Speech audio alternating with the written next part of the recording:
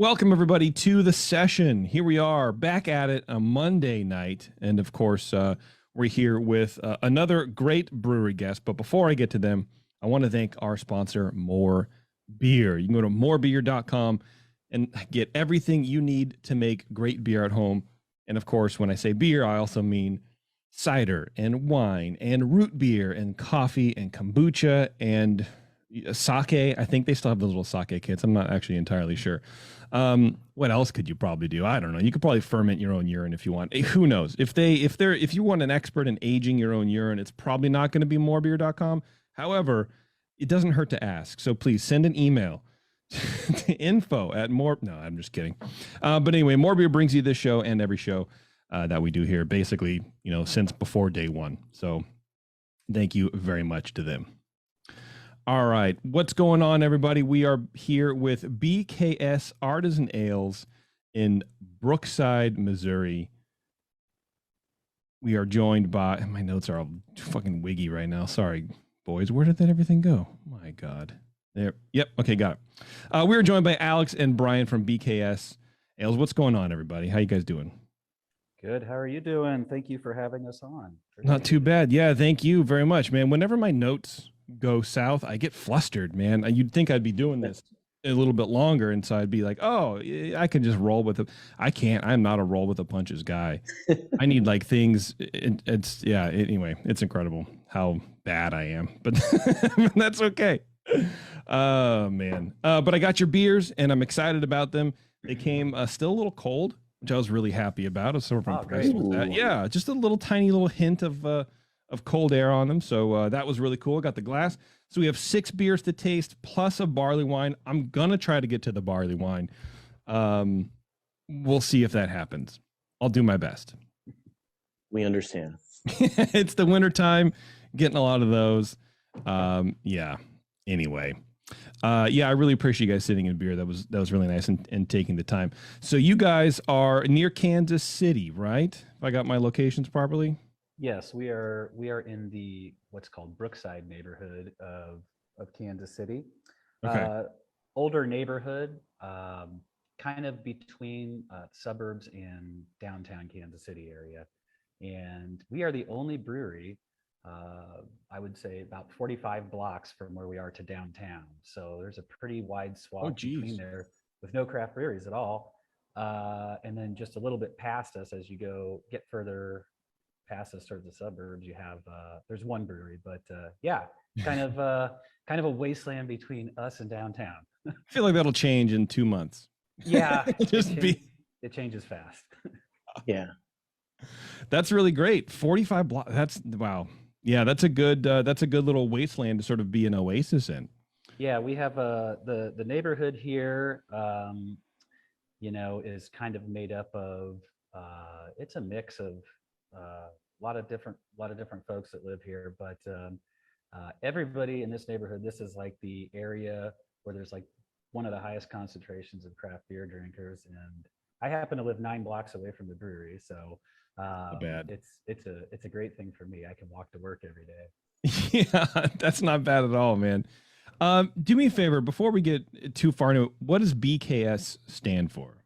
Oh, it's an abbreviation for Brookside. Oh, okay. Kansas City. So like if you visit Kansas City and you're in traffic and you see like one of those oval white bumper stickers that says BKS on it, it's probably not our brewery. It's actually just means you live in the Brookside neighborhood. I think the homeowners association around here gives those away or something. Passes them out. Yeah. And so since every name's trademarked under the sun, when we're trying to open a brewery, I was like, oh shit, there it is. It's the neighborhood. Yeah. How hard was that for you when you opened your brewery, Brian? Was it as hard as that where you're like, God, I'm really struggling. And then a lightning bolt out of the blue on back of someone's car hit you? Yeah. We had my wife and I had talked about opening a brewery for quite a while and wanted it to be in this neighborhood, and went through a couple of different name schemes or ideas on it. A lot of them I've forgotten. But we would just get on the what's called the test system for the patent office for the United States. You can just type in any name and see if it's taken. It was just like, damn it, every single time the name we'd come up with, it's already taken. And fortunately, nobody had trademarked BKS, and we thought it fit with our neighborhood and what we were trying to do and being part of this neighborhood. And yeah, so now we have the trademark for it. Nice. How come that specific neighborhood? Was it just because that's where you were and it was close and accessible to you? We moved here. I've been living in Kansas City since 2004, and then we moved to this neighborhood like '09, and so we've been here for quite a while. Oh, okay, great. Yeah, and so I mean, I just we have a lot of friends from around here, a lot of great restaurants, bars. It's just a really cool older style of neighborhood, and it's got a lot of history here, and it's just the place we wanted to be. So we thought it's a perfect name for it. Nice, absolutely. And when did you open? When did you open the brewery? We tried to open in 2016. And with any brewery plan, you get into these things with contracting and build out and licensing. It's not as bad as in California, I promise that. But it took us a year longer than we thought. So we ended up opening in October of 2017, and we just came up on our 4-year anniversary in this past October. Nice. And heading into year 5 here. Wow, what a scary time to head into year 5, man. You're still plugging along. Yeah, we're all right. We're doing good. We're kind of one of these breweries that's well equipped to get through some of this pandemic stuff, because we do everything on premise here.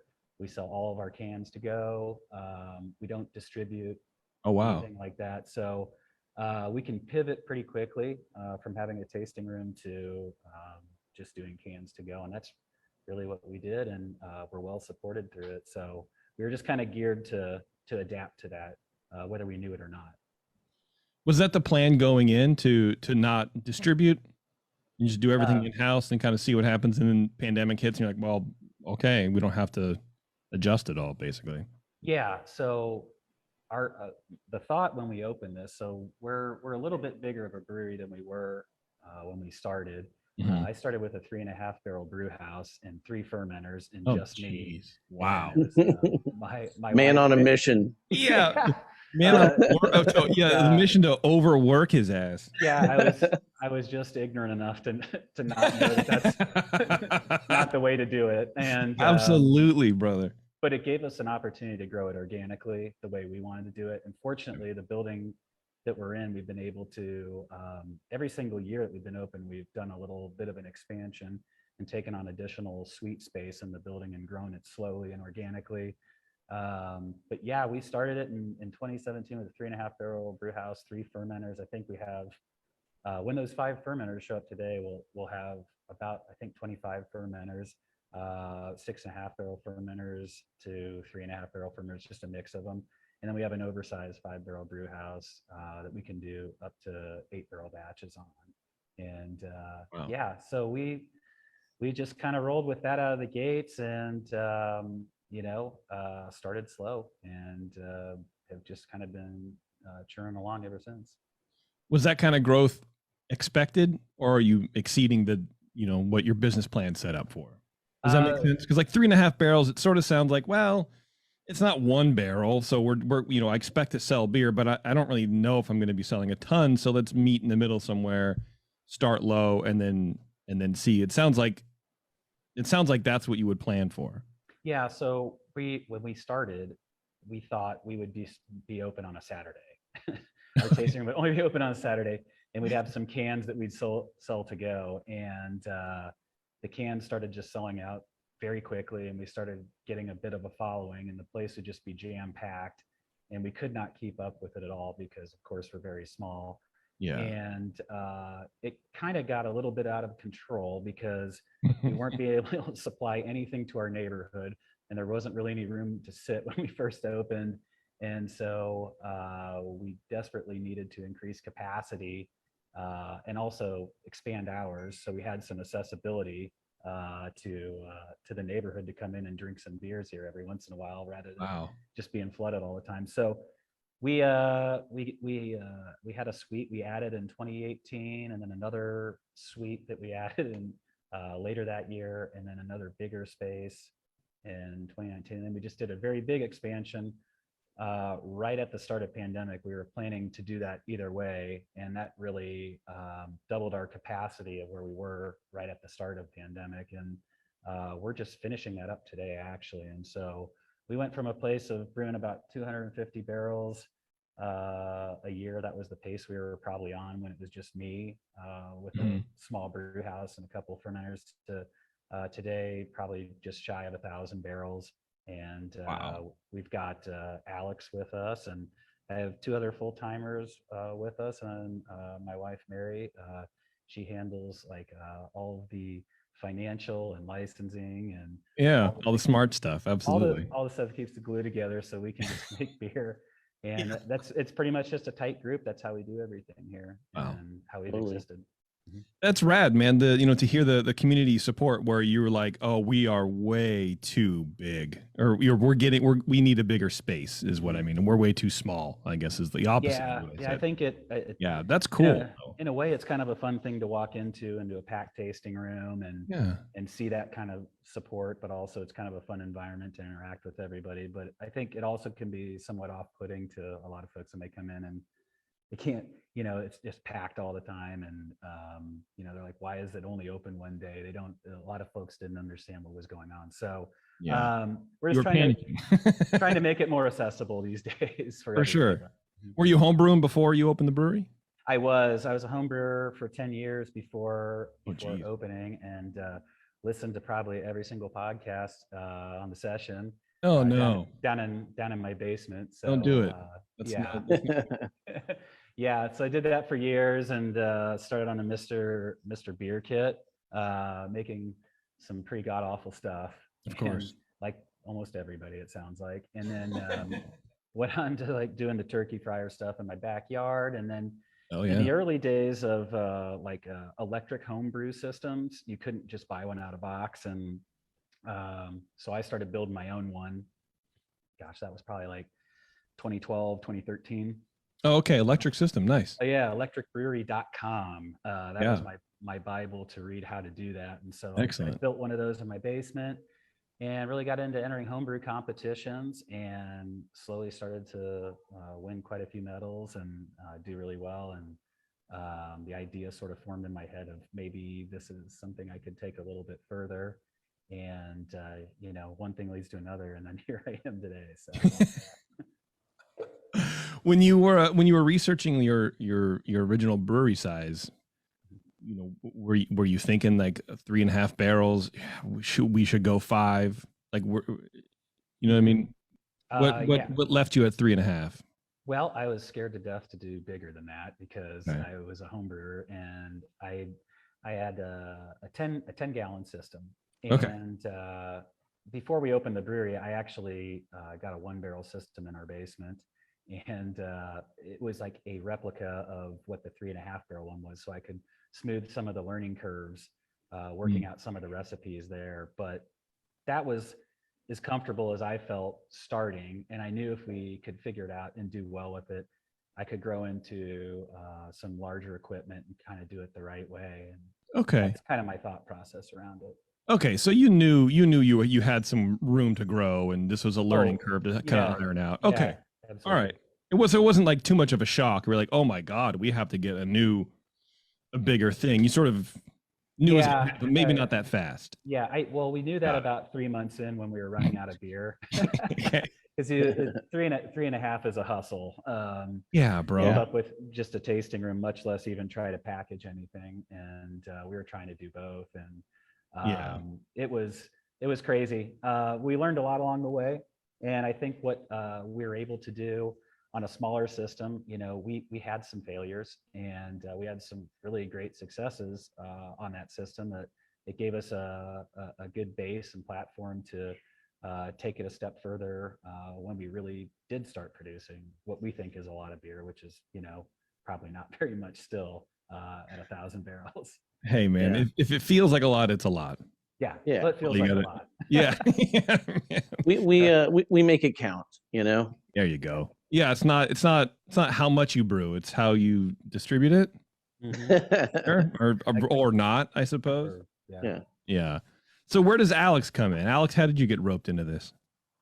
Yeah. So Brian and I had met just, through seeing each other in bars and breweries. I brewed at Torn Label Brewing in Kansas City, down in the Crossroads area. So, um, we definitely had some beers together and shared our love for hoppy beverages specifically, um, and then right before Shutdown, like they offered me a job and I took it like right at Shutdown. So Oh, nice. it was a crazy time to switch gears, but I think it was the right choice for all parties. And yeah, so I'm helping carry the load, and yeah. Nice. That's cool, man. That's really cool. And how's it going there since? I mean, well, you don't know anything pre-lockdown, I suppose, but Right. It was definitely building that back up from, oh shit. Yeah, it was definitely super weird to like go from like working on like a 15-barrel brew house at like a distro brewery, to then it's like, all right, everything's shut down and I'm at this smaller brewery and we're just like putting everything in cans and getting it out the door as fast as possible. Like, it was definitely a shock for everybody. Obviously the whole last couple of years have been a whirlwind, but it's been great. And I feel like we're really hitting a stride, dialing a lot of details in, and we're in a good spot with this system. And yeah, super stoked. That's cool, man. That's great. And it sounds like community support couldn't be better. Oh yeah. Yeah. Sounds like everyone's loving it. Yeah, it's huge. People have really shown their support to all the KC breweries. The whole KC beer community has there's been all kinds of creative stuff that's been done to really help everybody out. And so yeah, that's been really cool to see. And yeah, it's a small but mighty beer community here. So that's great. Yeah, that's cool, man. I like to hear that. Hi, Alice. Sorry, my kid decided to give me hi, Alice. some Legos. So this is really important stuff. Well, let's start with a beer. Yeah, let's have a beer. What are you going for? I don't know. Let me open my cool bag. Do we help you make a choice, or? Yeah, sure. I mean, I can start with the barley wine. Oh, that's cool. That's smart and a good representation of what your guys' beers are all about. We've got yeah. What do you recommend? I would say go with the Kolsch out of the gates on that. Of course. That's a good starter, right? The what is it, Meyer? Yeah. Yeah. All right, let's do it. I guess we should have one too. You guys want to get one? I think that's only appropriate. Yeah, we'll follow your lead. Okay. Yeah, grab a Kolsch. A Kolsch. Yeah, I always feel weird trying to say it like that. So I know. Is it? Same. Yeah, like I want to, I want to sound cool and go cute. But at the same time, I just don't want to take the effort because it's just beer. It's not like it's someone's name. Right. And they're going to be offended. Like, well, actually, my name is pronounced this way. It's actually pronounced Todd. Yeah. Right. Of course, I just spilled it on my computer. I have too much shit going on, man. Like months and months of being in here. Like I haven't rearranged anything in my studio. So cords are literally everywhere. And anyway, whatever. All right. So tell me about Meyer, please. The Kolsch style ale. Yes. So all of our classic or traditional styles of beer that we do are named after, I guess, streets or monuments around our neighborhood here. When it's more a modern take or something, we just come up with some crazy name for beers or whatever. But Meyer is a road right near where our brewery is at, and there's this huge roundabout on the road that goes around that gigantic fountain that's on the label. And so I don't know, Meyer sounded German to me, and we needed a name, and that fountain's really cool. So we have else you want? Yeah, we have a really Man, one of our not- friends is a really good artist and does the artwork for us. But yeah, so this is 100% German malt, Bayerman Pilsner malt, a blend of a couple of them, and then there is Hallertau Mittelfrüh hops in the kettle with that, and then a little bit of Saphir. Both Alex and I really like the Saphir hop. We're big fans of like Firestone's Pivo Pills, which Yeah, bro. features that, and so we try to find a way to insert it into any place where it's proper, and so you get like Yeah. a little bit of that lemony, Mhm. grassy, floral sort of nose. It's in there, nice crisp beer. Yeah, I like new age. Sounds like it's made with crystals. Um, I like this sort of new hop approach to these kinds of styles, Kolsch specifically. I don't know what it is, but that's a phenomenal beer. Thank you. That Thanks, man. malt structure is complex, and it's hard with a beer like this, because they're so simple and yet Yeah, hard to totally. do. Yeah, Alex brewed this one, and yeah, as my job tends to be a little bit more now, I handle a lot of the cellaring tasks, so he sets up a good base for sure. Oh, thanks, Brian. Yeah, you're welcome. Alex, how long have you been making Kolsch? Is it something that you're familiar with? We've kind of just been dipping our toes in it. I can't. Is this like the third or fourth batch Yeah, we've this would done be the third. here? This would be the third. So one. yeah, Hmm. we're just like tweaking it a little Checking it different out. every time, and yeah, we've got a nice thing going, I think. And I like the Saphir in it. It tastes a little more like a Pilsner with that in there, but yeah, like It does, and it I'm has not a little- complaining. No, it's good in a good way, right? It's Yeah, like yeah. just sort of ride that line. I guess if you handed this to me and said like, "Oh, this is a German Pils," you'd be like, "Well, it's not as bitter as a German Pils, and it's a little, I don't know, more malty." But yeah, okay, sure, I would, it could pass like that. But telling me it's a Kolsch, it has clear Kolsch, characters to it.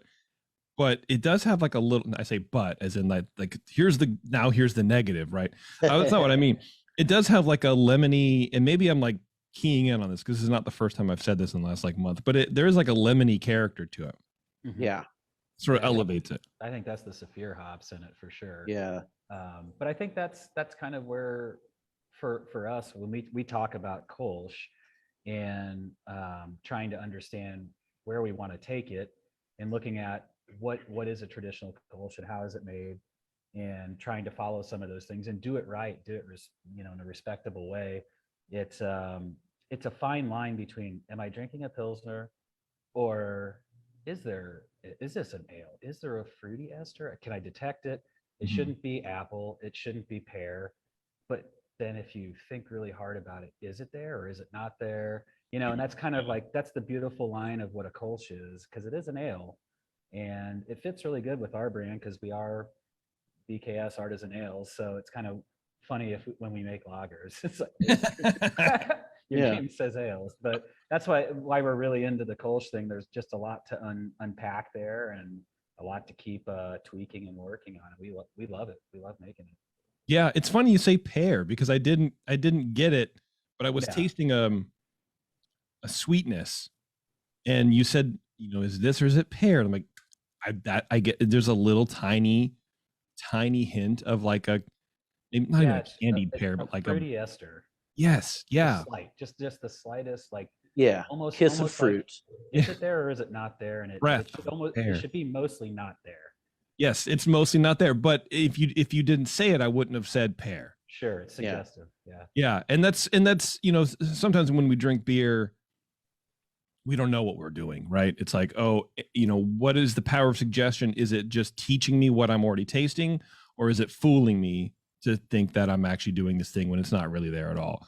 And I do sort of like beer sometimes that you could do that with, because it makes it a little bit more fun, because then you can really go around the room and go, well, what are you getting? Oh, and then I look at it as working on my vocabulary, working on my palate, but I also don't want to, interfere with someone else's brain. I like it. Totally. What yeast are you using on this? We use well, there's a couple Kolsch strains that are out there, and I think we use what is referred to as like the Kolsch 2 strain from White Labs. Okay. The instructions on that, if you look at it, I go back to like my old homebrew days when you read like the White Labs. Let me get my description. notes out here. Yeah. And I'm not saying they're wrong, but I'm saying they're wrong on how you ferment it. So it says this one can be fermented a little bit warmer than some of the other ones, and that couldn't be further from the truth. We actually take this pretty cool. We're not elevating the temp on this, and we just go low and we go slow. And we treat this a lot like lager. This is a 6-week beer for us to make. We naturally carbonate it. We spooned it. And it's actually really cool. I'm sitting right next to the tank that we fermented, and it's actually a 6.5 barrel bright tank that has a removable false bottom on it. We actually use that to infuse stouts with coconut or cacao nib. So it's actually used in cold brew settings. But it's a flat bottom vessel, and so we like that because it reduces the osmotic stress on the beer, but it's a fat tank. So the yeast can really drop out of there and get crystal clear in the tank. Yeah. It's just a great aging vessel. And so we dual purpose it that way. We use it to do some cool stuff with stouts, but we also will throw some lager or Kolsch into there and let it do its thing when we're not using it for stout. A removable false bottom and a bright. Yeah, wow. Okay. Yeah, that's pretty cool, man. We were up at the manufacturer's facility, and they were showing us where they make equipment for cold brewing coffee, and they showed me what was basically a bright tank. Like you carbonate beer in, jacketed bright tank, and it had this false bottom in it that's like very low micron, so that you could actually just put ground coffee in it, just throw it in, and bring water into it, and it pulls it right off of it. And I said, hang on, man, could I put coconut in that? they said yes, because they want to sell the tank. Of course, yeah. I mean, oh sure. Yeah, it sounds like you can. I mean, you could put anything in it. Yeah. So, but man. and it's removable. So we pull the false bottom out of there, and then we just use it as a really cool sort of like vertical lagering tank in a lot of ways. Yeah. Okay. And how are you finding the flavors on those? You have to, I didn't read somewhere one time, way back when I was, used to not know anything. I was talking to Vinny Chillers, of course. He's like, share. You don't need to say his last name because sometimes it's hard. But he was talking about like a 1-to-1 ratio tank he was using for all his Belgian beers. He goes, it's the only one we have. And then, but we're moving away from it because I figured out how to manipulate the yeast in a normal size fermenter to get those same esters. So do you have to, work with your yeast in that regard with when it comes to like tank shape like that? Totally. I think Alex and I have talked about this a lot, about the geometry of tanks, and you can probably talk about it, Alex. Yeah, it's something that people don't talk about much, but it's such a huge impact on whatever you're trying to do. Yeah. I think for us, like we favor, at least for like a lot of the beers we do, we like the squattier, wider types of tanks. Mm-hmm. And a couple things that does is, even if we're brewing like a hazy IPA or a West Coast IPA or lager or whatever, it helps the yeast drop out quicker. We think that it's just a wider tank. Yeah. And I think also, anytime you're reducing a lot of the stress on the yeast in the cone of the tank, that's going to lead to like a more elegant expression. Like a lot of the taller tanks that are out there, I think might disrupt that. But I think that's where some of the ingenuity of brewing and knowing your tanks and knowing how to work with them and what yeasts work for you, your setup comes into play. But like for us, we like the wider, squattier tanks. Like every time we order them, they give me a quote for these taller, more thin ones, and I'm like, no, do you guys have those ones that nobody wants, like the ones? Yeah, the cutting room floor shit. Yeah, and they do. We also don't have the ceiling space for it. That's the other thing. It's like it's all part of the deal, We are vertically challenged in our space. We have 11 feet vertical. That we 11 feet. Wow, you're cramming all this. Okay, I got you. Yeah, we're close. Well, it sounds like you can sprawl out too. Just We like a do. tank, you can go wider in your space, but Totally. not taller. Right? Totally. All right, yeah. I love it, man. That's cool. Yeah, that's a really good take on a Kolsch, man. You know, it's a little bit new school, but I think it's great. It came out really well. Thanks, man. How are people loving Kolsch out there? Because Kansas City is like that area is sort of lager heavy, right? Oh yeah, people love their lagers. Oh, yeah. I mean, it's AB InBev country. But I think that in Kansas City, we're fortunate that people here who are into craft beer understand what a Kolsch is, because we have Boulevard, introduced a Kolsch to the market, and then Casey Beer Co., who's up the street from us, who's won tons of World Beer Cup medals and GABF medals for their lagers. They make a wonderful Kolsch, and they have a pretty big distribution footprint in Kansas City. And so fortunately, the path is already blazed for us to come in and have it in our tasting, and people get it. They know what it is. Yeah, good. Yeah, because I was having the guys on from Kansas Territory Brewing Company in Kansas. Oh yeah, totally. And they were like, bro, like, well, I mean, they didn't say bro, first of all, but that's me. Bruh. That's me being from the Bay Area. It was hella sick, bro. There was like 97% of the beer sold in the state is like Busch Light or some crap like that. Oh, in Kansas? Yeah. Yeah. I just figured, like, that whole area might be a little bit macro lager heavy. Yeah, I think Southern. Yeah, that's Missouri is Kansas probably Busch Light. territory. You mean Colorado territory? All right, what should I have next?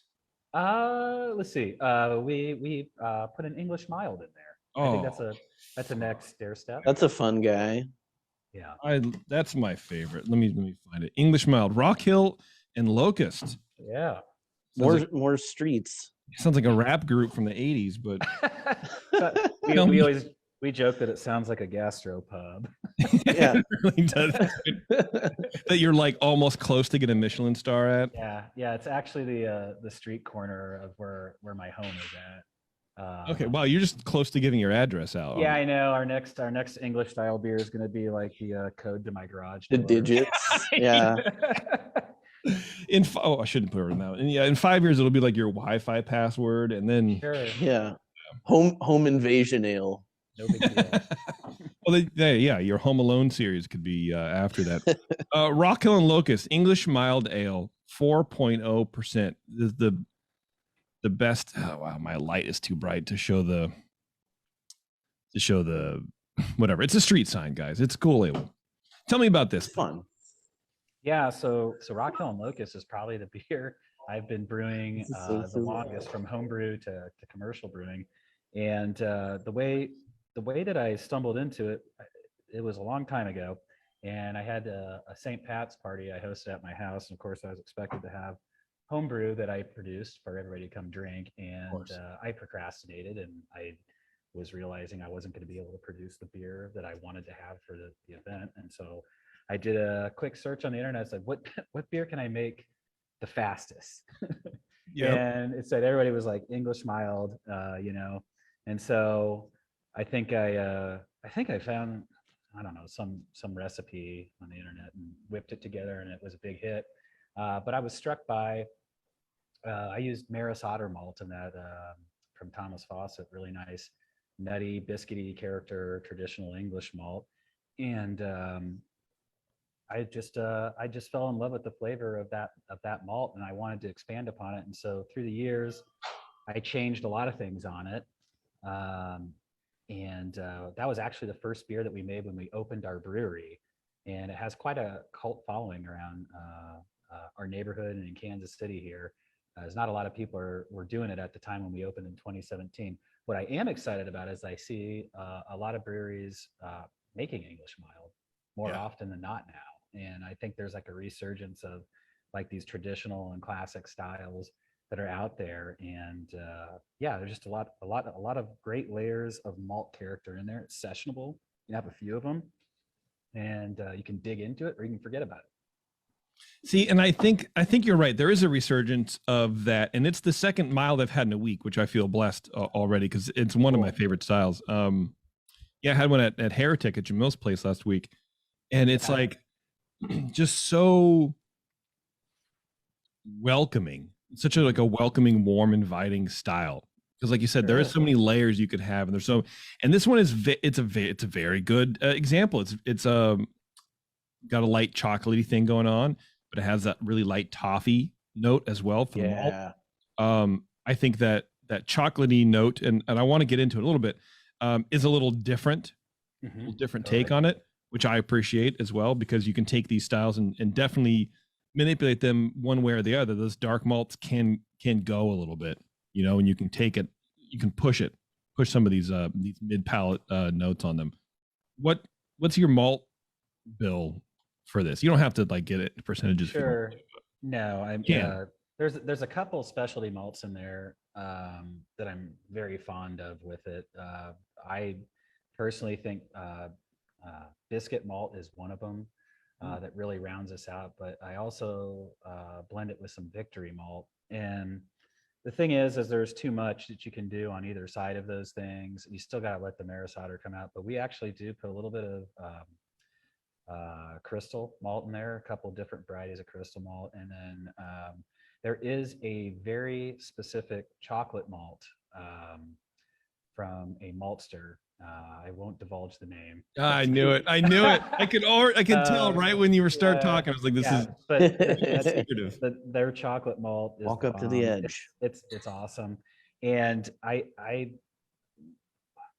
started drinking through any English malt I could get my hands on, and you know, fortunately was able to find some really great award-winning examples of it. And one of the things that I found about those is there's like this seam of like chocolate character that's in there. And I thought one of the cool things we might be able to do here is carry that out just a little bit more while still being true to the style. And I think that's kind of why ours might be a little bit different than anybody else's. Like we showcase like the nutty chocolatey character of what a dark English mild can be. We also use a very atypical English strain for this. And I ran some trials back in the day on using some ESB yeast or the Fuller's strain. And then I found an English strain that works beautifully in this, and it produces a fuller body, which you need for this kind of a low ABV beer while still keeping it sessionable. And so I think those things all coming together give it like a really unique profile. And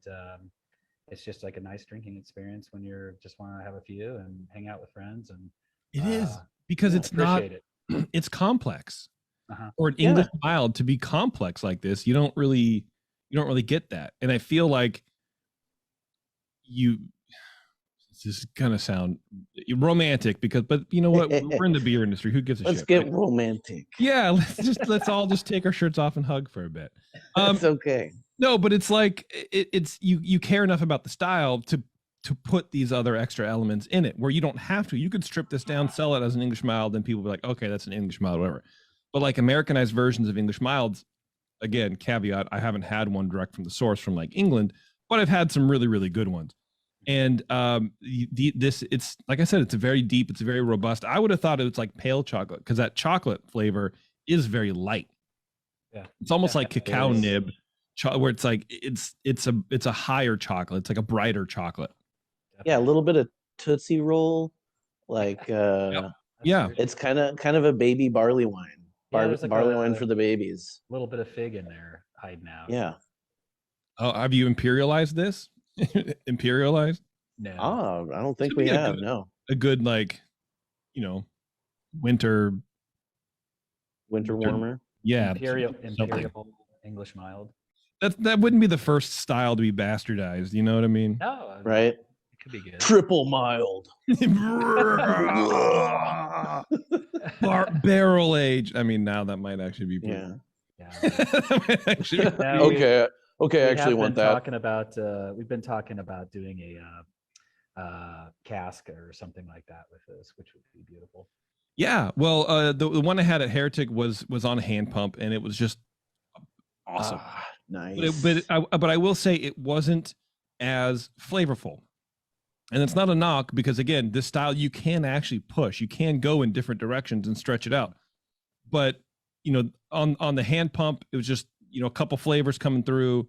It was nice and easy drinking. But this sort of like the Kolsch, you can sit down and really examine it. And at a 4%, you can have a lot of fun doing it. And I think in the beer world, we tend to sometimes go, "Whoa, well, if it's not 8% and over or in a bottle with a wax seal, I'm just, smelling, it's just a beer. It just is what it is." Yeah. That gives me some hope, though, that I think these types of beers have so much to be appreciated in them. And like you just said, like unless it's barrel aged and it's 14% ABV, there's a lot of dismissal that can occur. And I think there's just a lot of like technical attention and a lot of toiling and tweaking that goes on with these lower ABV beers. There's not a lot of places to hide when you're making them. Right. And but I just love them. I love drinking this style of beer, especially the older I get, the more I need these types of things. Bro, yes. Absolutely. Dude, I'm jumping head first into the world of non-alcoholic beer already. At 44. Oh yeah? Heineken 00 at 44. Yeah, I'm 44. What are you liking? You liking the Heine 00? I like Heineken 00, dude. I like Athletic. Okay. We had the Athletic. Oh yeah. On. It's some of the best non-alcoholic craft beer that I've had. I've had some that are. I haven't had a much, but the few that I've had are like, oh, this kind of tastes like wort. But Athletic sort of knows they've clearly put the time in to figure it out. Yeah, I've had some good ones from them also. Yeah. Yeah. I've been impressed. Are you guys gonna do a non-alcoholic beer, or is that definitely never? Yeah. No seltzers. No non-alcoholic. Non-alcoholic that wave hasn't made it. That's fine. Though the non-alcoholic wave, I think, is definitely regional. Mm-hmm. I do think. I'm hopeful that there's going to be a resurgence of like some lower ABV beers. And I would love to see craft light lager take off, and like I'm very hopeful for that. I think there's a huge area there to explore. Agreed. And I think you're right, where it's sort of coming. Lagers was the first step to come back. You feel the rumble. Yeah, definitely. And I'm ready for it. I'm ready for it. Until someone decides to spin up the Belgian quad again, or whatever. Then it's like, okay, here we go. We're back on the on the other side of it now. I know. Right. Yes. We need breaks in between, and I feel like you guys are really handling those low ABV beers, very, very well. Like I said, they're very flavorful. Thank you. Thank you. So don't let those numbers fool you guys if you're out there listening. Okay, we need to take a quick break, everybody. We're going to come back. We're going to be speaking with Brian and Alex here from BKS Artisan Ales. So hang on a sec, everyone. It's a session. We'll be right back. All right, thanks for hanging on, everybody. We're back with BKS Artisan Ales. And we're here with Brian and Alex, and we're going to try some more beer. What's more next? Beer? Morebeer.com, baby. All right, what's next? Really should have it open. Sure thing. Maybe something hoppy. Yeah, sure thing. You got a hop in that bag? I got a sure thing. Yes. You want to do that? Let's do it. That's a good way to go. All right, tell me about sure thing.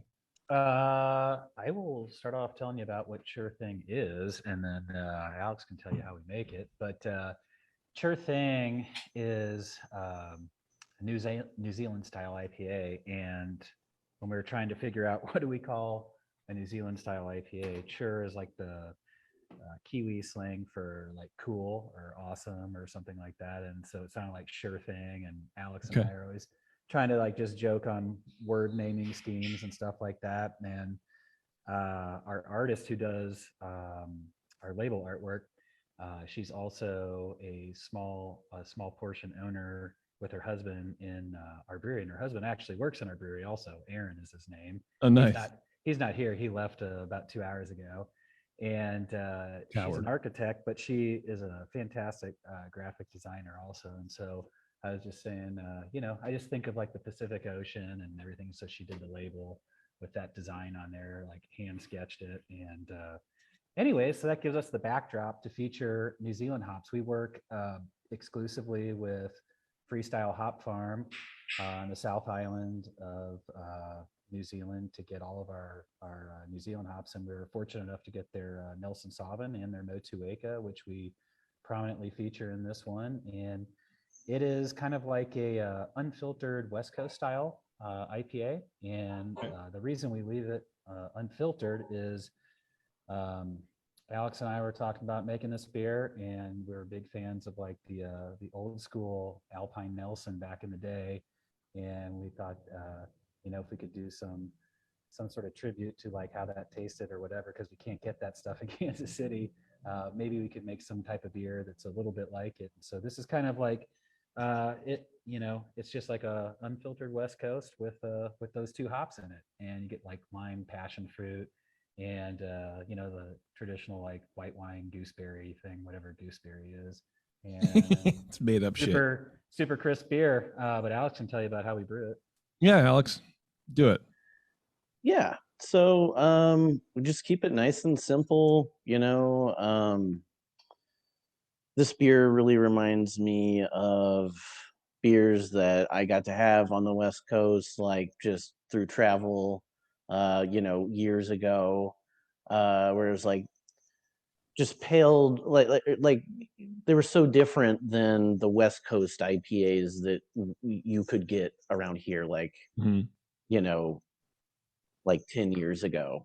The ones that you would get here were just like crystal malt bombs, and it's like, I don't know. I've had some other stuff that's not like this at all. So we keep it really simple, mostly Pilsner, like no crystal, like just a little bit of fluffy stuff in there, give it some body, and just let the hops go to town. I really like the Nelson character in this. It's like, it reminds me. It's a really weird tasting note, but there's like just this really nice like mixed berry kind of like mixed berry energy drink thing about it, which is like, I'm my palate is that's in my palate, so that's where you're going with it. Yeah. So, all right. Got it. Cool. It's cool to see. We've this is our second year working with Freestyle, and we have hop contracts with them, which is great for a small brewery like us to be able to source some reliably quality hops from a place like that. And I bet.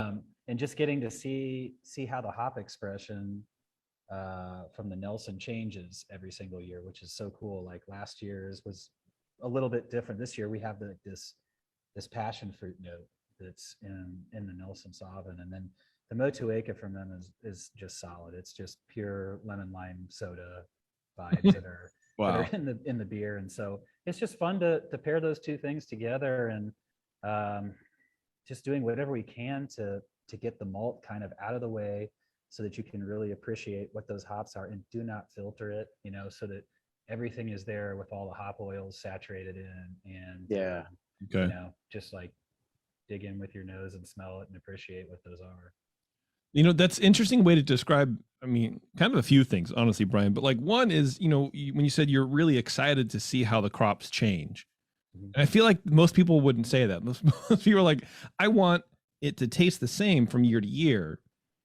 But, and maybe that's true for like some other beers, or maybe, is this a showcase for how the hops can change? Like, it sounds like you're not trying to make the same beer all the time. I feel like, that like plays to our strengths, like we were talking about earlier. It's like, we have a lot of variety, and we turn it pretty quick, but we want variety. That plays to our strengths. So like mixing it up, like finding a new way to use a hop. Obviously you want some consistency, obviously. But I don't know.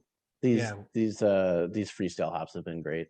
Yeah, the thing about tasting through all these things, it's an agricultural product, and we're such a small brewery. We're 1,000 barrels, so we're not like in a position to command whatever hops we want from a certain lot.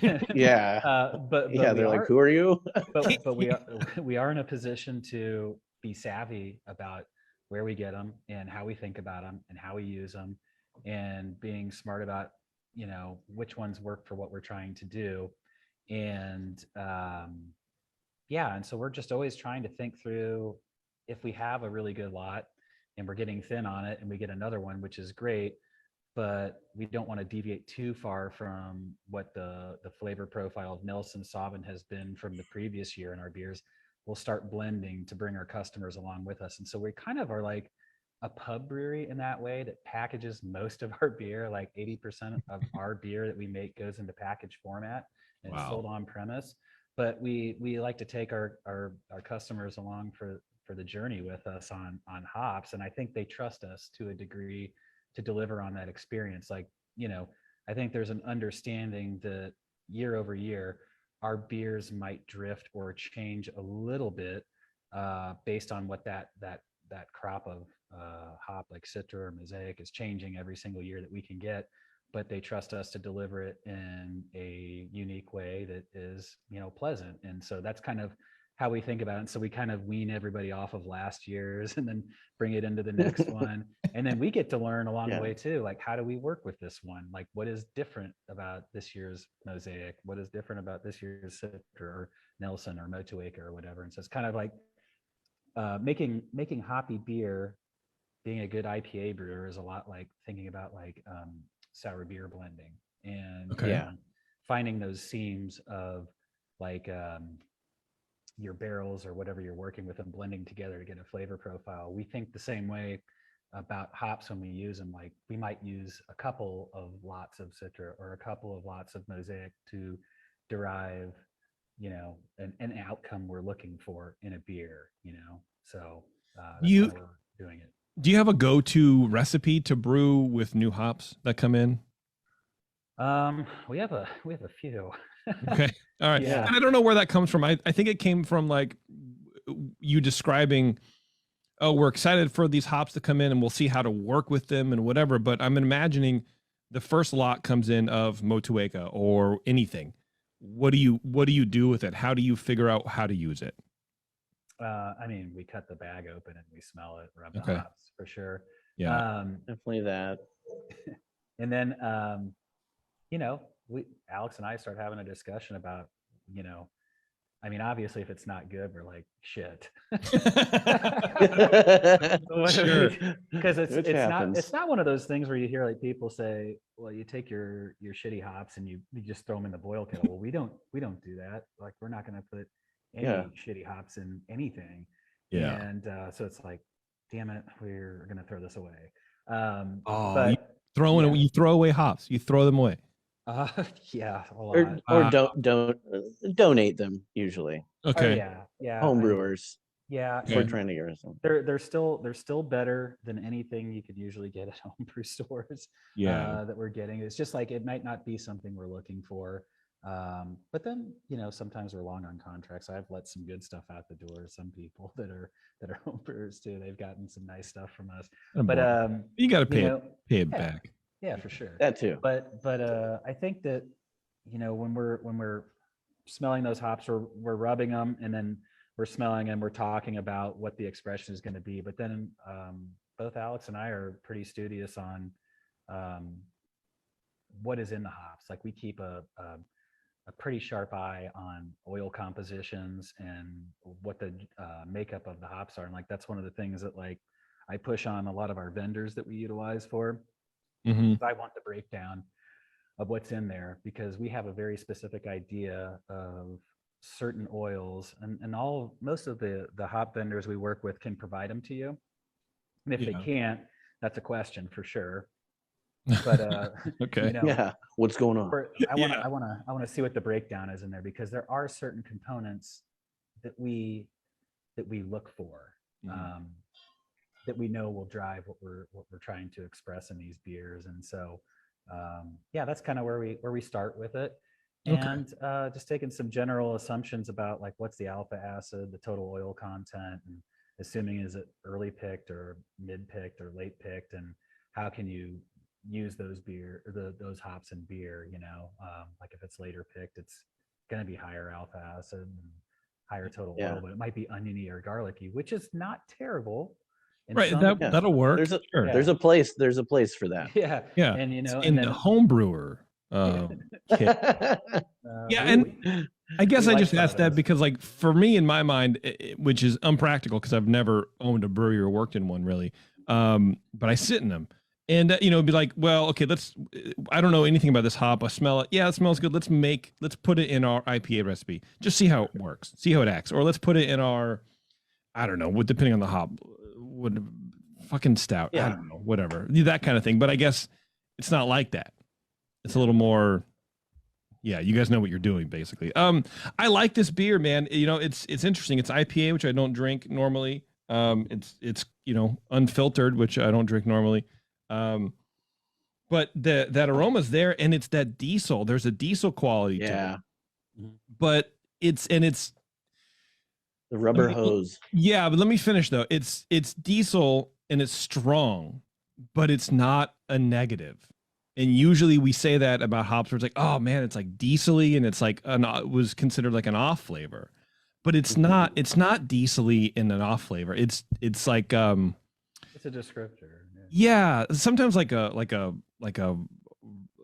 don't know, like a burlap bag or like a rope can kind of have like a diesel thing. Yeah. It's more organic of a diesel note.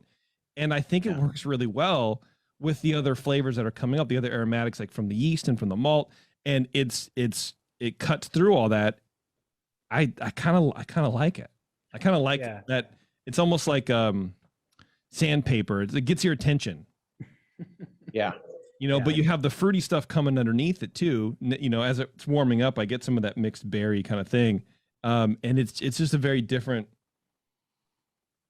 Yeah, there's that diesel. I don't know, man. I like it. I think it smells really good. Yeah, I will say that's a word that on most people who don't understand what that means, like if you're saying it, would be like, how could that be good? And I drink gasoline. I don't know. Yeah, but I mean, those words are used to describe like cannabis and things like that. That there are pleasant aromas that come from that. It's the same thing with hops, and I think that there is appreciable aromatic compounds from all these types of things. And like if you're drinking with an open mind and you're looking at those of like, what is it that I'm drinking and what am I smelling, and do I like this, do I not like this? And I think that's the right way to think about it. Yeah, it's good. Mouth feels there. It's round, but it's not round like a hazy beer. Yeah, like a hazy IPA. Which we will do that to you here soon, I'm sure. And I knew it. I was reading through the notes and I'm like, oh, they want a thing for a haze. Shit, I'm gonna have to. Yeah, we know you're not into the hazies that much. It's fine though, man. I don't mind drinking them. I don't mind tasting them, because especially in conversations like this where I can sit and like learn about it with you guys, that's fine. Yeah. Now at this point, like my Sisyphean, feat of trying to get rid of hazy IPAs is never going to happen. So I'm gonna let that boulder roll over my face. It's here to stay, right? It's here to stay. Yeah. So actually, someone in the chat was like, some stable haze. Someone saying that, like, you guys saying that you're never going to make a seltzer is like breweries saying I'm never going to make a hazy IPA 5 years ago. Sure. Eventually it'll happen. I'm like, I think if we start having to make seltzers, I'll probably hang it up. Yeah. It's not what I've had a couple seltzers that are like, I mean, I don't know, man. With seltzers, I get the appeal. I get it. Yeah. It's like I had to come to terms with hazy. I get it. I get the appeal of the beer. I don't know. Maybe I guess I just get it. I don't know. We're big soda water folks over here. You're same dude. LaCroix and fake beer. What's the Aldi one? Belvier. Look at you guys. I'm just like straight like Safeway brand, seltzer. Same thing, I'm sure. Oh yeah. But you throw a little whatever bit, you got. When you want to get dangerous, you throw a couple shakes of Angostura bitters in there. Ooh. There you go. I learned something today. Yeah, what not to do. All right, I'm gonna open counterculture. Counterculture, you're opening it? All right. Yeah. Should I? That's because everything else is like Is that the, double more than the milk chocolate. Not milk chocolate. Yeah, no, it's counterculture, and then we do so. Counterculture is one of our beers we have brewed the most. Again, like the English Mild was the first beer we brewed. That was the second beer we brewed, and we've been making it quite a bit. It's comprised of Citra Mosaic, Simcoe, and an elusive, unknown last hop that may or may not change year over year depending on what hops we're getting and how we like the way that it smells or tastes. First of all, it's hazy. Yeah, it's a hazy. It doesn't say that on the can, Brian. Oh, yeah, I know. I'm sorry. Fucker. Yeah, we surprise. I don't know. I don't know what to call it sometimes. Like we called it Northeast, then New England. Now it's hazy, so it is what it is. I think hazy is just the term now. Yeah. Hazy IPA.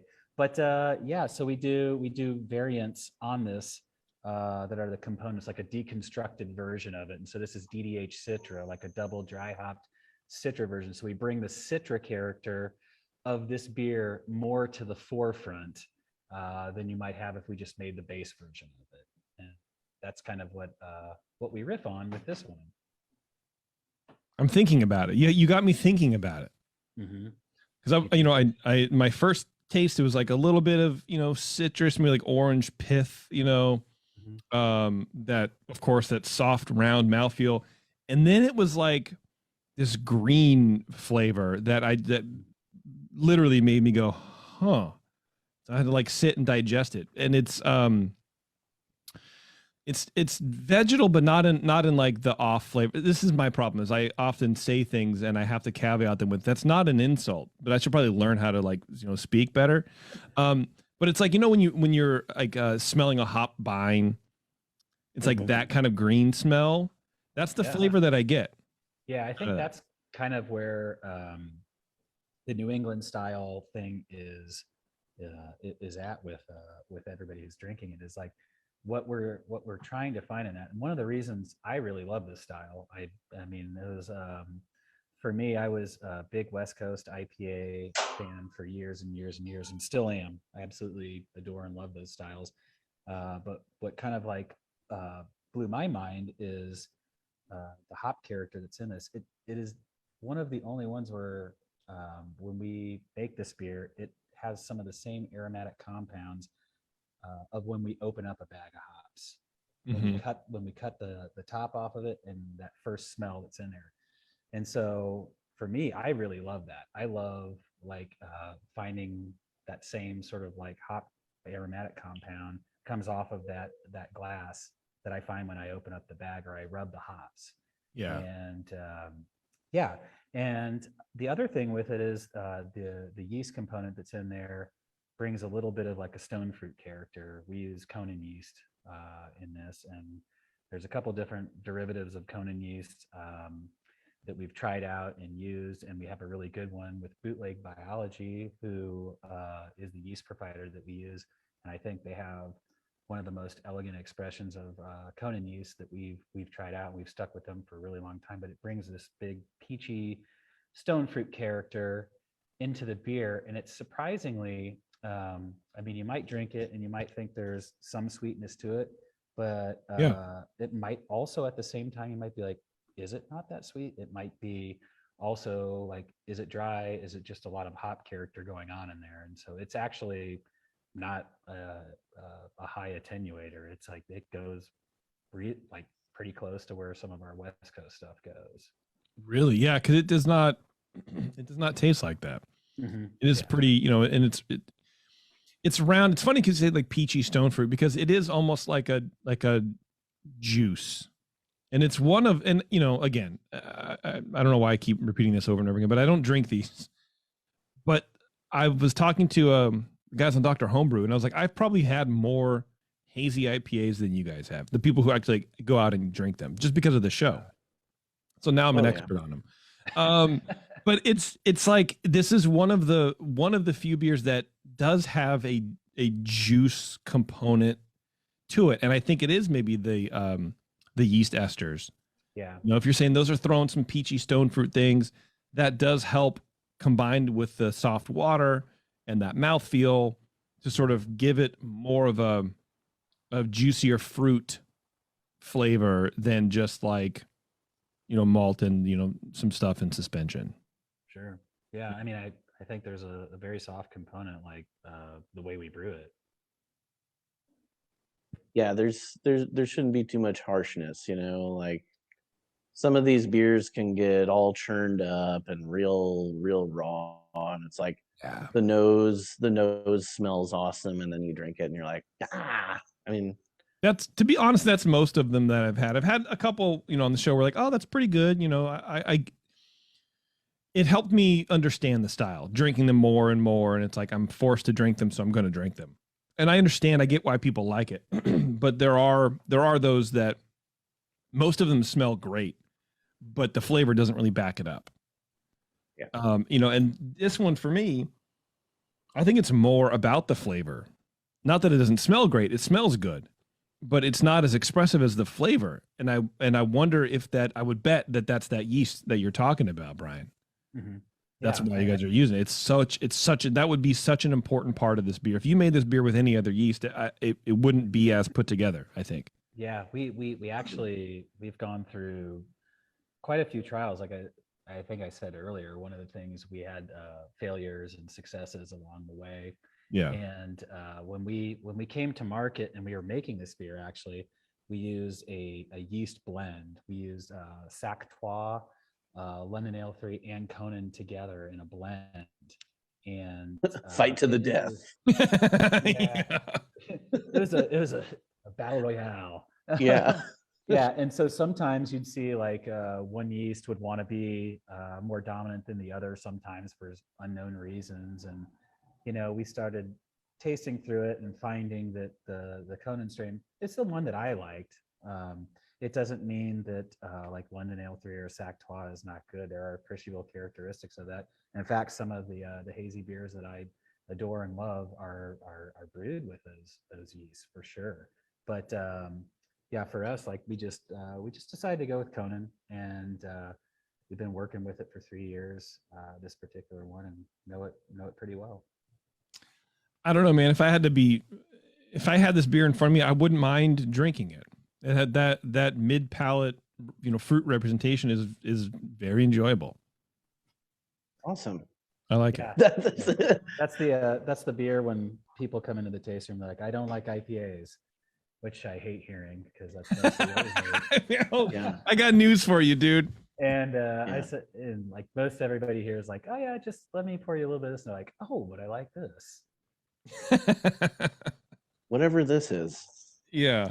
I hate IPAs. Period. Full stop. All right, last one before the last break here is the Double Double, which now I'm hungry and want a burger.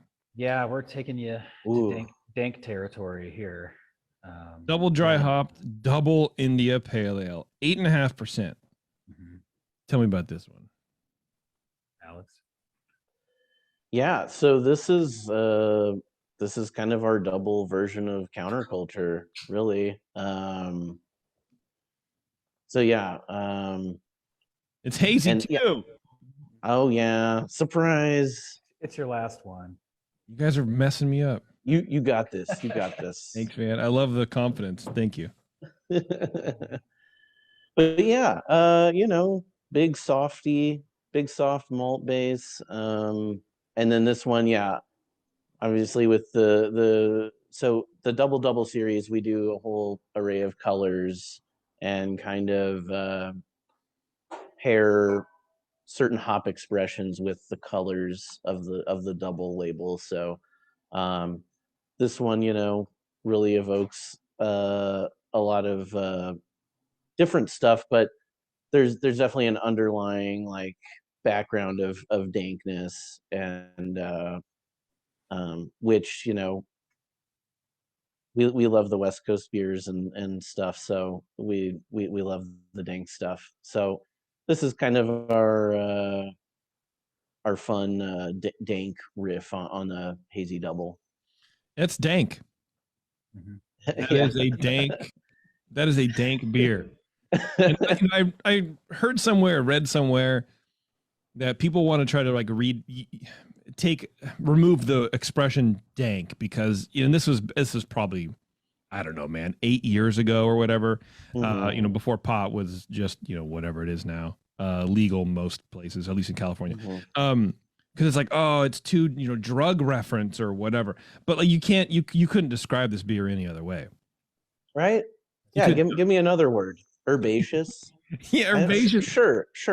Yeah, if I'm Wolfgang fucking Puck and like I want to order pasta with extra, basil, more basil. Yeah, or I'll throw it at your head. Yeah, that is. I mean, it is what it is. It's dank.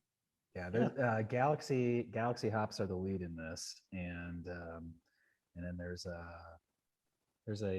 a blend of some other ones behind there that we really find that prop up the Galaxy the right way. We don't go too far with Galaxy these days. Galaxy has been kind of a strange changing hop over the last 3 years that we've got it, and it's gone from like these like awesome dank pineapple expressions to like totally woody if you're not getting the right ones.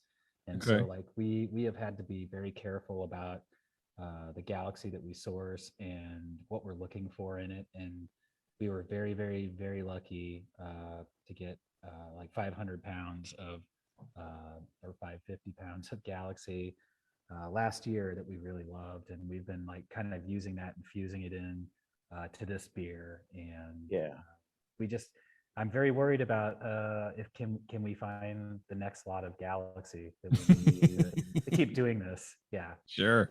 As you know, that's one of those hops where it's like you're kind of jumping off into the darkness with what you're gonna get when you get Galaxy. It's like, is it gonna be awesome? Is it gonna be just weird? Yeah. Are you guys pulling enough hops where you go to like hop selection at certain places? No. Not yet. No. Absolutely not. I wish. Absolutely not. But it sounds like at the rate you're growing, you might be soon. I mean, I don't know. Yeah, we'll see. You're doing well. Yeah, it'd be nice to be able to go out there and hand pick it and all that stuff. And definitely don't have time to fly to Australia. Well, okay, yeah. I mean, I guess I meant more Oregon, but yeah, Washington, but yeah, for sure. Imagine expensing a trip to New Zealand to go to hop selection. We have a really good relationship with like Hollingberry Hops, and our hop rep who lives up in Omaha, Nebraska, has been really great to us and helped us out a lot.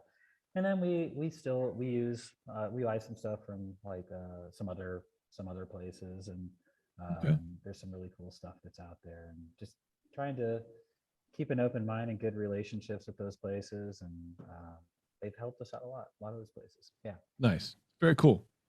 All right, let's take a quick break. Well, actually, first of all, the beer is great. It's you have focused that juicy quality, which I normally don't like that word, but I can't think of another word to describe it. It is a juicy tasting beer, and you focused it, and it is an intense, sort of mouthfeel expression. The hops come great. It's a well balanced double IPA that's also hazy. Yeah, I mean it's good. Yeah, happens to be hazy. Yeah, you did a good job for sure. Let's take a quick break, clean this nonsense up, and we're gonna open the last two dark beers. I'm going to make it to the barley wine, boys. Wow. All right. Yes. I'm gonna do it. Bonus round. All right. Hang on a sec, everyone. It's a session. We'll be right back. All right. Thanks for hanging on, everybody.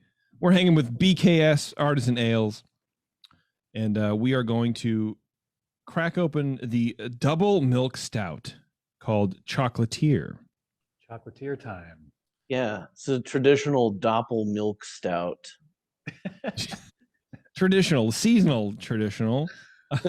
Tell me about the double chocolate milk. Do you have just like a normal milk stout? Yep. Yeah. Oh, nice. What's that one called? It's called Holstein. Like the cow. Like the Holsteed? Holstein. Holstein. Oh, like the I almost said the brand of cow because I'm an idiot. Yeah, the milk cow. It's a certain strain of cow. Yeah, I got it right. Like how could you make a milk stout without a picture of a cow on the label? Yeah, for sure. All right. Double milk stout. Tell me about it, please. Yeah, this one. So there is a chocolatier in town in Kansas City, and he has a shop in the Bay Area. That's the only other one, I believe. Oh, geez. Wow. Okay. Christopher Elbow Chocolates. Yeah, go say hi. They're absolutely amazing. They'll be like, "Who are you?" Huh? I don't know. You know. Now you know. Anyways, so he's getting into doing some single origin expressions of chocolate, like in chocolate bars, and we started noticing like how interesting like all the flavor nuances of cacao can be. It's not just like what you might imagine, like when you're eating a piece of like Hershey's chocolate or something like that. There's like so much appreciable tobacco or like cherry or like fig, different things that pop out in there, and like how can we use this in beer? And it was a really nice like sort of thing where we just reached out and so we'd love to make this beer during the holidays called Chocolatier and use some cacao nib and then some vanilla bean. We have a vanilla provider in Kansas City. He did some missionary work in Madagascar and created relationships with a lot of the families that are vanilla growers out there. And he actually is like a direct like farm to retail. Like he knows the families that where he's getting the Madagascar vanilla from, Sava Trading. Wow. And so we have that here in Kansas City and started working with them. And we fused the two things together to like bring this like milk chocolate expression together from like a little bit of lactose sugar in there, and then like the vanilla, and then this one is Nicaraguan chocolate this year. I think last year we did an Ecuador chocolate. It's Nicaraguan La Colonia Farms from Christopher Elbow, and they sell the actual single origin bar. If you wanted to, if you're in the Bay Area or something like that, and you wanted to go down there and go to the shop and pick up a bar of it, you could actually compare it, and it's strikingly crazy. Like you can find the character of that chocolate that roasted by him here in Kansas City is in that chocolate bar. That's crazy. Yeah. Are you using the actual chocolate or are you using the nibs? The nibs, yeah. He roasts the nibs and then brings them over to us. Like he roasts the nibs at the himself. Wow. Yeah. So does he get them? He gets them in like fermented and then shipped over. Yeah, he finds a broker to get them from those farms, and then picks the lots, I guess, and then brings them over and roasts them, and then we're using them in the beer. And I'm very stoked about this. Like this is like kind of one of the relationships that we had or we have with a coffee roaster in town, where I got to learn a lot about coffee in general, and then use it in beer just by collabing with them. And like I'm really excited to like understand more about like cacao nib and the supply chain and the process for all these things and like how it displays in beer. And like this is like one of the first steps for us, and we plan to do a lot more of these types of things with it. That's a wild beer, man. What's your while I'm processing all of this, because it's a lot of flavor. It's a lot. What's your nib? I don't know if you know this. I'm a nib expert, as in most things. What's your nib profile? How do you infuse that? How do you put them on the? How long do you leave them in the beer? All that kind of stuff. What do you do? Yeah, we leave them on the beer until we get the flavor we want. And right now, it's around 72 hours. And there's a temperature setting that I like for it that brings out nuance, just like with cold brew coffee. And so we just do that and sample it. 72 hours. That's it. You don't do any. Have you ever done any more? I don't know that you need to do anymore. It's like maybe if I did, it could go bolder, but then I'm like, what are we washing out if the chocolate gets too big in it, right? It's like it still needs to taste like a milk stout. I still need to find the vanilla in it, and so you just use your own taste buds. That's a good answer, because my retort to that would be like, on my oatmeal stout I go like 2 months, because I treat them like oak cubes. Well, we almost sent you We to, almost like, sent you an oatmeal stout. fuck, you almost were my best friend. Damn it. Just this close, Alex. You almost had it. But your reply, your explanation for why you are not using the JP method of overaging is, it makes sense, because what are you washing out? What are you sort of compressing and hiding behind 2-month aging on nibs, or even 1 month or whatever? I think we're accenting malt character in it. And, Yeah. Yeah, right. That's what I mean. This way, I think your answer is right. But maybe one day try it. Just try a little bit. Try a month just to see what happens on maybe another beer or whatever. Because I really firmly believe that the farther that beer can kind of extract more things, you get less of a chocolate. No, I don't say less of a chocolate, but it's not chocolate, but it's nib. I don't know. Try it. You'll love it. all right, take your word. Yeah, you're not going to do it, are you? Alex, do it. Just do it. Okay. That's a cool beer, dude. Wow. That's all I got to say. It's just a cool beer. No, it tastes like fucking chocolate. It does. That's the idea behind it. Is like, Yeah, that's weird, right? So if you look at the label, Who'd have thunk it? I fucking want to know. if you look at the label, it looks like what their boxes of chocolate look like the ribbon and the stuff that's on it. Like that's actually, like, we passed it to them and like, hey, it's okay if we do this. It looks like your sort of thing. And here in Kansas City, Christopher Elbow chocolates are loved. People go crazy for their stuff here. Yeah.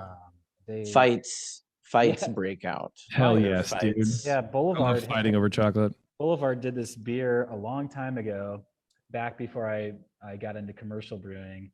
And it was called Chocolate Ale, and it was like the most wild thing. Like, people would just line up down the streets to get bottles of this. Like, I think it was a blonde ale with Christopher Elbow cacao nib in it, because people love the chocolate that he's producing here so much. He's like Willy Wonka of Kansas City. Did you meet Mr. Elbow himself? Oh yeah, like a living man. He came back here and we used the Kolsch off the tank that was in the can you had earlier. Yeah. Oh, nice. Yeah, that's cool, man. As we talked about this beer. Yeah, so he likes beer. Yeah. He has to. Yeah, that's a trippy beer, man, because it is very like I'm sure everybody's done this as a kid. You take, get in the fridge when your parents aren't looking, and you take the bottle of chocolate syrup, squirt it in your mouth. Although it's not Hershey's, which, whatever, but it's that same, oh God, not even mouthfeel, but it's that same, this is going to be impossible to describe, so I apologize in advance, but it's sort of that same tactile experience where it tastes like a very thick mouthfeel.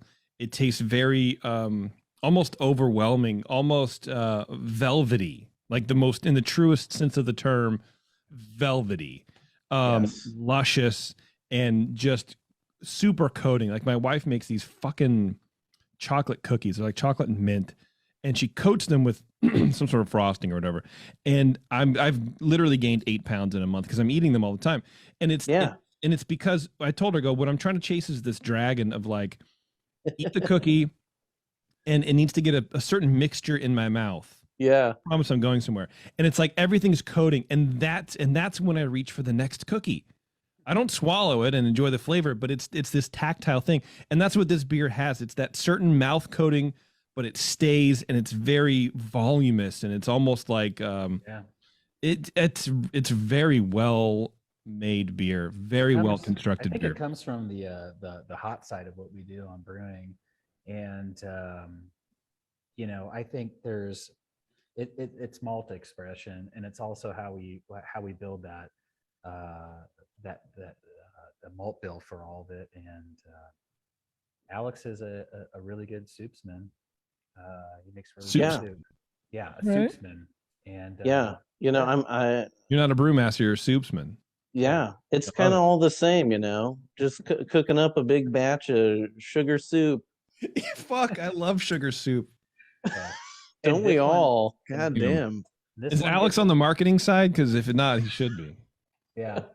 But we joke about that quite a bit. We all wear hats. We all have different hats. That's right. Yeah.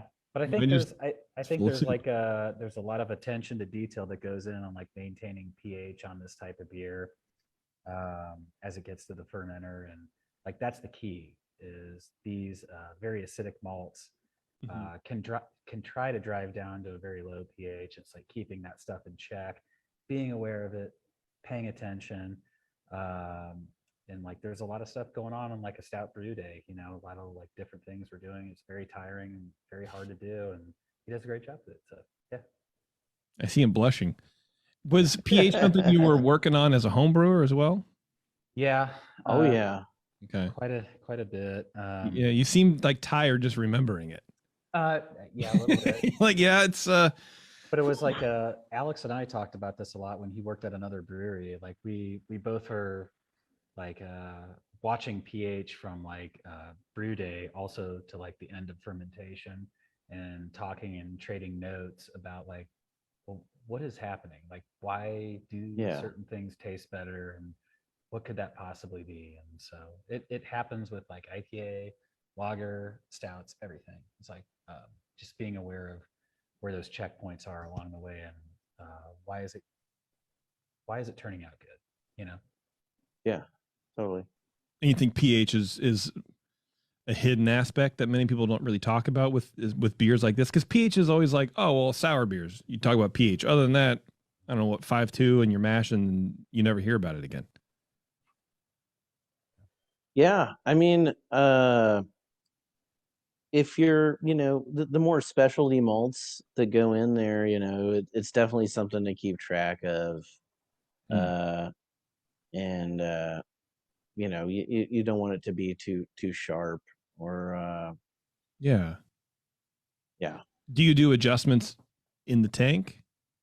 Like do you do a pH sample and you go like, oh, maybe that's a little high, let's, you know, bring it down or whatever? No, we don't. After it's in the tank, we're kind of like, Okay. Don't mess with it. letting it go. Yeah. So, but it's like you're saying, Brian, it's the attention on the hot side that makes it carry over. So all the focus is on hot side pH, and then everything should be fine.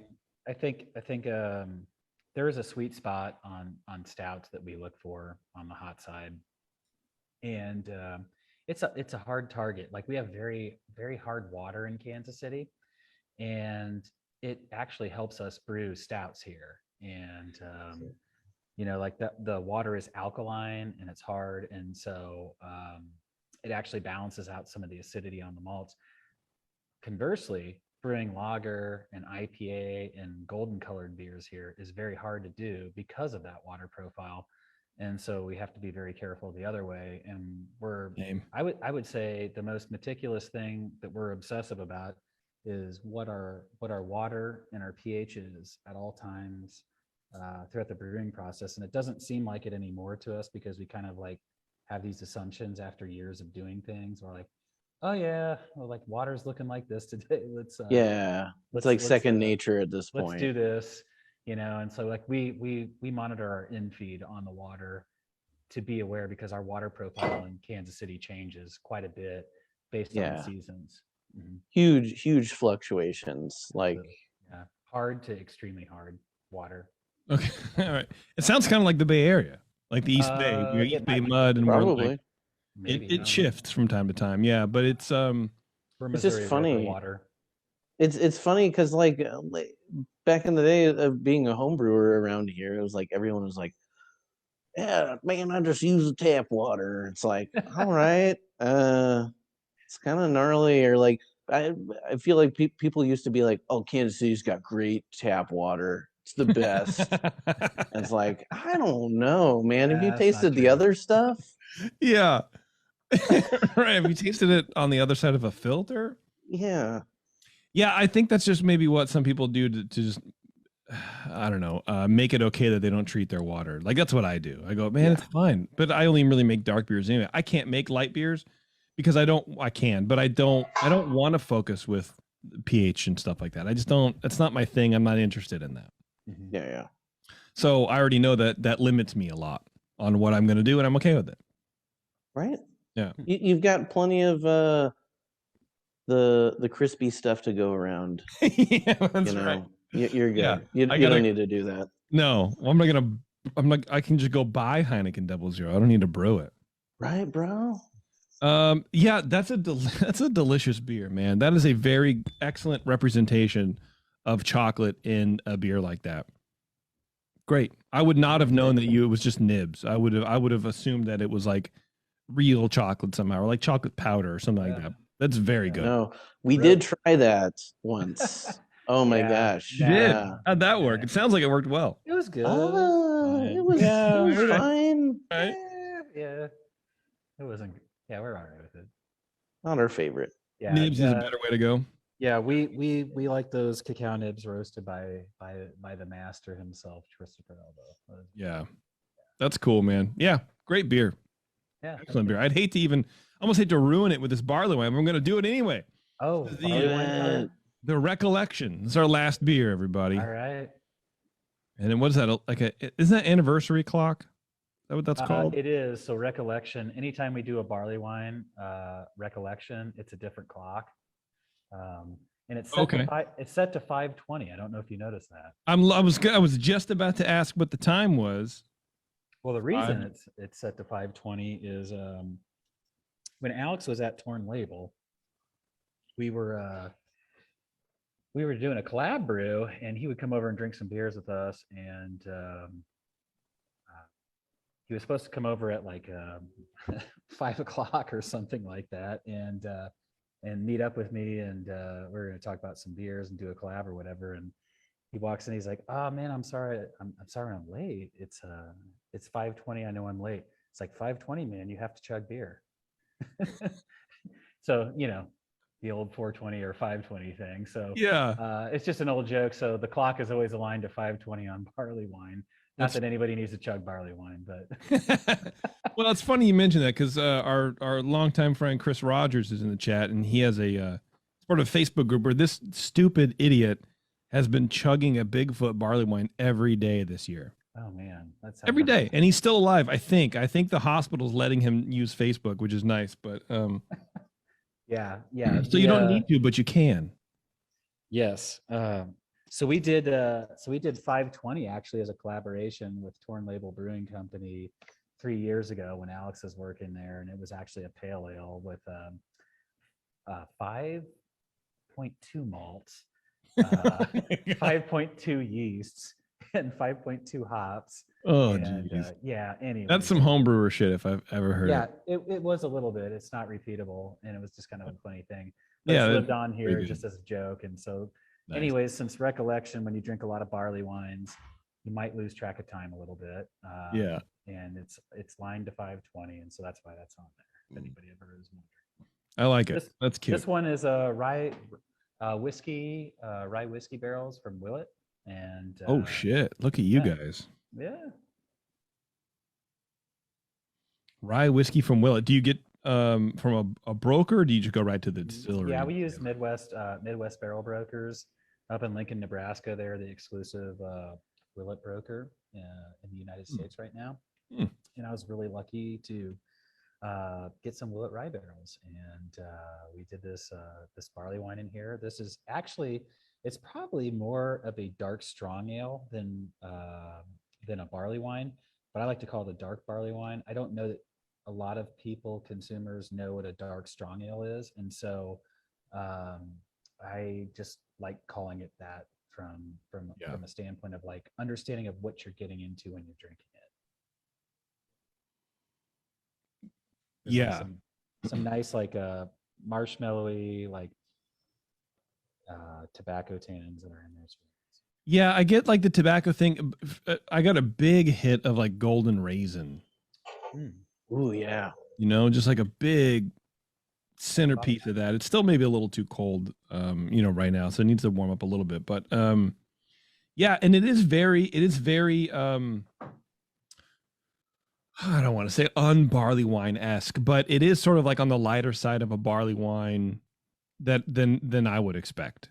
Mm-hmm. And I think it's nice. I think it's good to like change it up because, American style barley wine, you automatically think like just big giant malt bomb with all sorts of different character malts in it and, a nice assertive hoppiness. And it's not, there's some bitterness there to it, but it's not over the top the malt bill is definitely more restrained than I would expect, which I think is cool.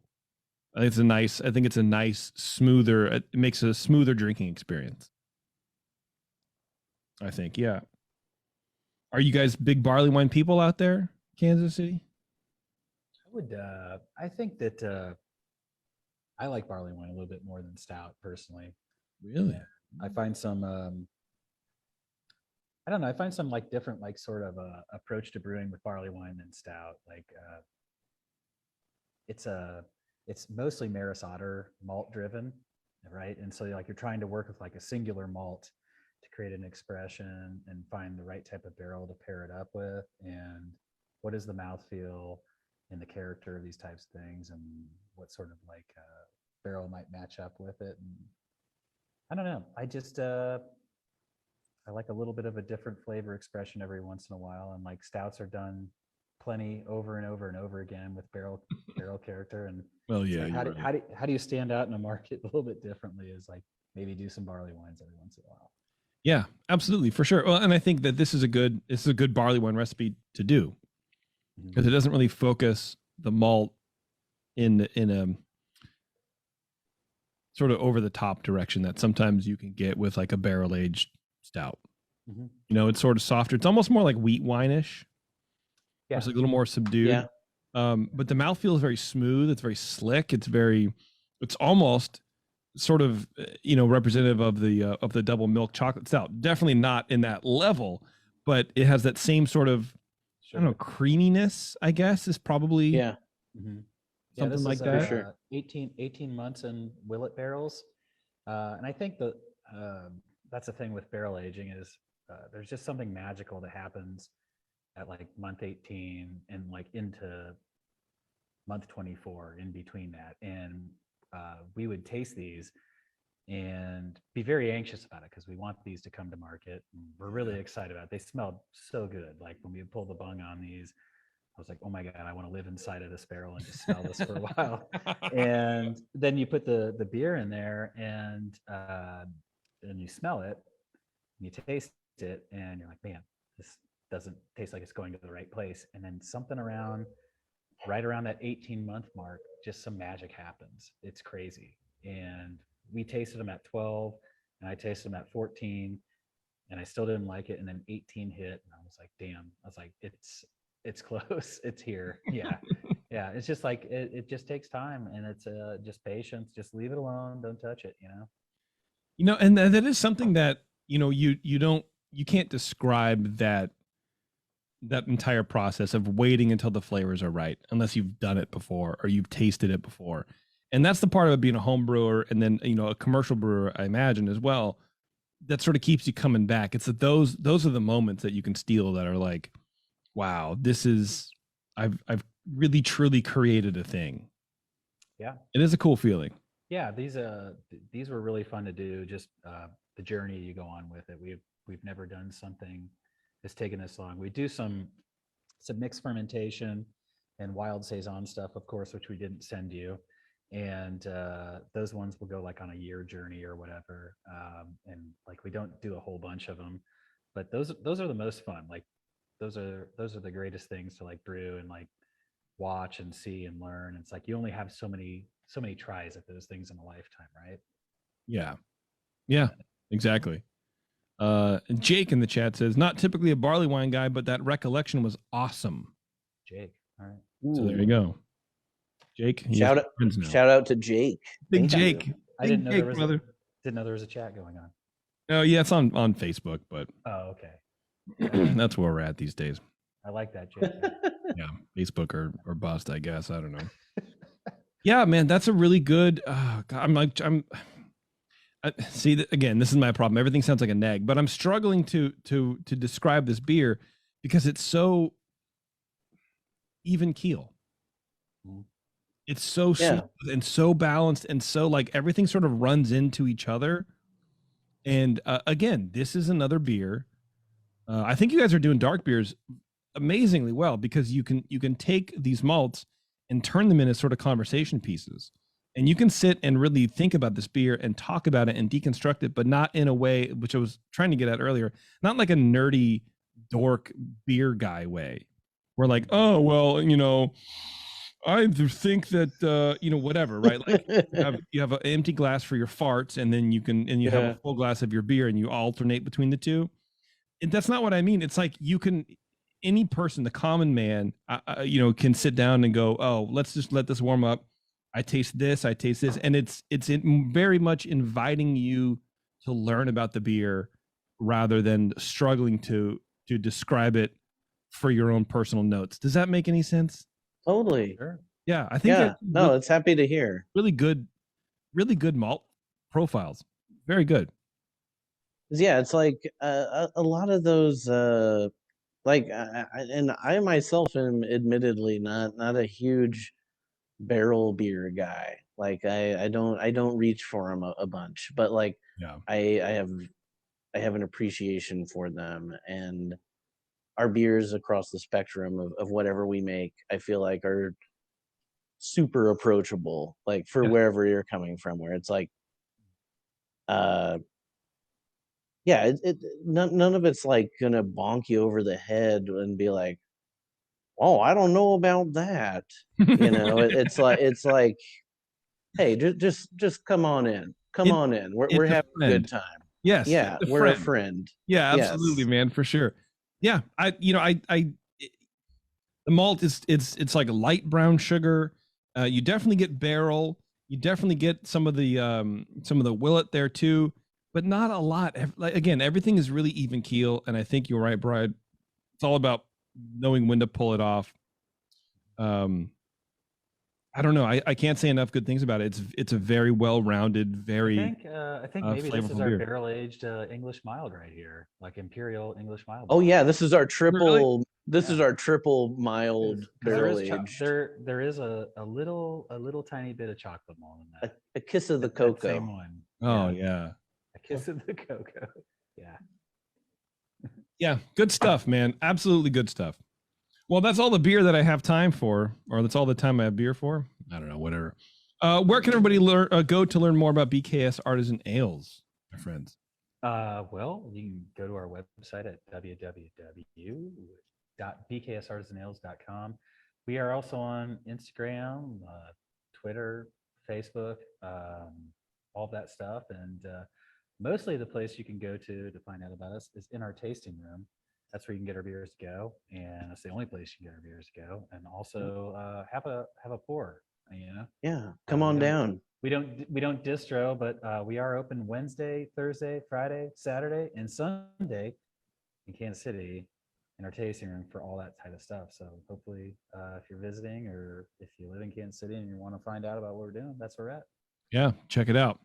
Yeah, good stuff, guys. Again, thank you very much for sending the beers and for the chat, and everything was tasting great. Dude, thanks so much. Very good stuff. Yeah. All right, everybody, this has been the session. We're going to take off. If you want some more beer, content, I don't know why you would. Check us out. We have a whole bunch of other stuff over on the session. I'm going to do some Dr. Homebrews releasing this later on this month, which is already the fucking 20th. So I got those to do. Some Brew Strongs to post up to as well. So we're going to be checking it out. But anyway, thanks a lot, everybody. And until next time, we'll see you later.